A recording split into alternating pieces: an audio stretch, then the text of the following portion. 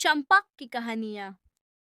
एक छोटे से गांव में रामू नाम का एक गरीब लड़का रहता था। उसके माता पिता बचपन में ही गुजर गए थे और वह ईमानदारी से दूसरों के खेतों में काम कर अपनी रोजी रोटी कमाता था। गांव के लोग उसे बहुत पसंद करते थे क्योंकि वह मेहनती और सच्चा था। एक दिन गांव के जमींदार के घर से एक कीमती हार चोरी हो गया। जमींदार ने सारा गांव इकट्ठा किया और गुस्से में कहा, जो भी चोर है वह खुद सामने आ जाए, वरना सबको सजा मिलेगी। रामू, मुझे लगता है तुमने मेरा हार चुराया है। किसी ने हार नहीं चुराया था, लेकिन जमींदार का शक रामू पर गया क्योंकि वह गरीब था। सबके सामने उसे चोर कह दिया गया और गांव वालों ने भी उसका साथ छोड़ दिया।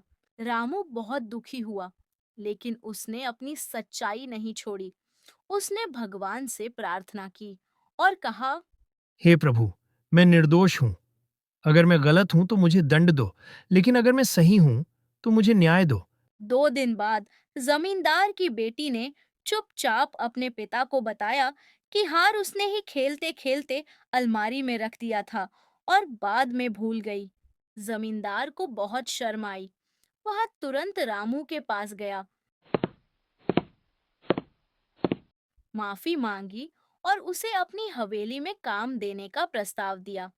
रामू ने कहा, मैं आपकी माफी स्वीकार करता हूँ, लेकिन काम मैं वहीं करूंगा जहां मेरी मेहनत को इज्जत मिले।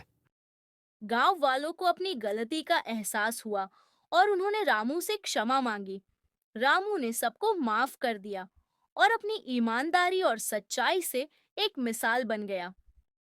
इस कहानी से हमें ये सीख मिलती है कि सच्चाई चाहे जितनी भी कठिन हो, अंत में जीत उसी की होती है। ईमानदार व्यक्ति को देर से ही सही, लेकिन न्याय जरूर मिलता है।